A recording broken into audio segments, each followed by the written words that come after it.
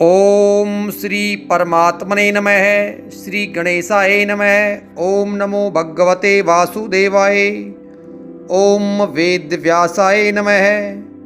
नारायणं नमस्कृते नरं चैव नरोत्तमं देवीं सरस्वतीं व्यासं ततो जयमुदीरयत्। प्रस्तुत प्रसंग नारद पुराण के उत्तर भाग से लिया गया है, जहाँ पे महर्षि वशिष्ठ का मानधाता को एकादशी व्रत की महिमा सुनाने का वर्णन है। मानधाता ने वशिष्ठ से पूछा कि हे द्विज, जो भयंकर पाप रूपी सूखे या गीले ईंधन को जला सके ऐसी अग्नि कौन सी है, ये बताने की कृपा करें। जो तीनों लोकों में त्रिविध पाप ताप के निवारण का कोई भी ऐसा सुनिश्चित उपाय नहीं है जो आपको ज्ञात नहीं है। कहते कि अज्ञान अवस्था में किए हुए पाप को शुष्क और जानबूझकर किए हुए पातक को आर्द्र कहा गया है, और वह भूत वर्तमान अथवा भविष्य कैसा ही क्यों ना हो किस अग्नि से दग्ध हो सकता है, ये जानना मुझे अभिष्ट है।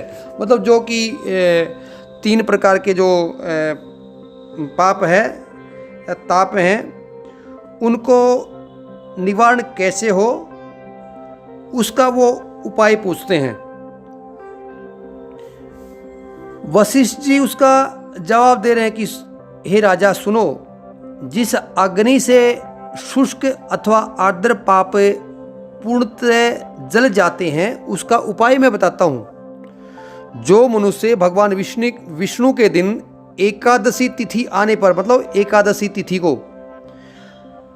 उपवास करके भगवान विष्णु की पूजा करता है, आंवले से स्नान करके रात में जागरण करता है, वह पापों को धो डालता है। और राजन, एकादशी नामक अग्नि से पातक रूपी ईंधन 100 वर्षों से संचित हो तो भी शीघ्र ही भस्म हो जाता है। आगे कहते हैं कि मनुष्य जब तक भगवान पद्मनाभ के शुभ दिवस एकादशी तिथि को उपवास पूर्वक व्रत नहीं करता तब तक इस शरीर में पाप ठहर पाते हैं। यानी कि जब तक एकादशी का व्रत नहीं करेंगे तब तक हमारे शरीर में पाप अवश्य ठहरे रहेंगे। और हजारों अश्वमेध और सैकड़ों राजस्वीय यज्ञ तो एकादशी व्रत की 16वीं कला के बराबर भी नहीं है। और एकादशी का जो व्रत करते हैं तो वो सब पापों को नष्ट कर देती है। राजन, यदि किसी दूसरे बहाने से भी एकादशी का उपवास कर लिया जाए तो वह यमराज का दर्शन नहीं होने देता। देखिए, बहुत से पुराणों में, बहुत सी जगह ग्रंथों में वर्णन आता है कि गलती से उसने एकादशी का व्रत किया था, गलती से उसने महाशिवरात्रि करी थी तो उसका उद्धार हो गया था। तो ये गलती से भी हो जाता है तो भी बहुत पुण्यदायक है, और अगर हम इसको विधि पूर्वक करेंगे तो कितनी पुण्यदायक होगा। आगे कहते हैं कि राजन, एकादशी से अधिक पवित्र न तो गंगा है, न गया है, न काशी है, न पुष्कर है। और जो भी तीर्थ हैं, कुरुक्षेत्र, नर्मदा, यमुना, चंद्रभागा भी एकादशी से बढ़कर पुण्य में नहीं है। एकादशी व्रत करने वाला पुरुष मातृकुल, पितृकुल और पत्नी कुल की 10-10 पीढ़ियों का उद्धार कर देता है। देखिए, पितृदोष आजकल जन्म कुंडली में भी देखने को मिल जाते हैं।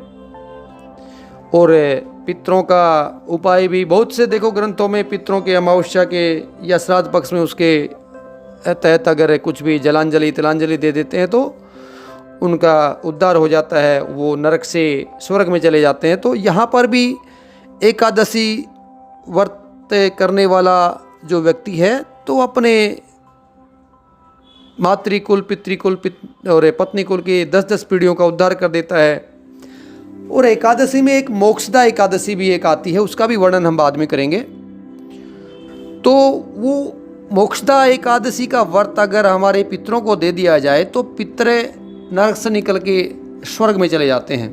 तो ऐसा पुराणों में, शास्त्रों में वर्णन है। पद्म पुराण में भी इनकी एकादशवीं महात्म्य की बहुत बड़ी व्याख्या है। आगे 1 बाय 1 हम इसको करते रहेंगे। और कौन सी एकादशी करनी चाहिए, यानी कि जिस एकादशी में दशमी आती है तो वो तो बिल्कुल त्याज्य है। किस प्रकार की, कितने प्रकार की एकादशियां हैं उसका भी वर्णन करेंगे। तो जो मनुष्य आदरपूर्वक एकादशी व्रत करता है वह माता के उदर में प्रवेश नहीं करता, उसकी मुक्ति हो जाती है।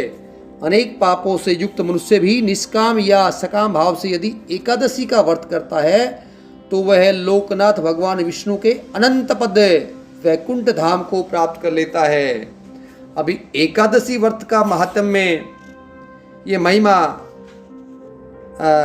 वशिष्ठ जी मानधाता को बता रहे हैं। अभी आगे हम प्रसंग में वर्णन करेंगे कि एकादशी कौन है, एकादशी की उत्पत्ति कैसे हुई, और इसका पूरी इसके कम से कम 10-12 भाग या 10-12 तो इनकी अलग अलग कथाएं हो जाती है, कम से कम भी 15-20 इसके एपिसोड तैयार करेंगे।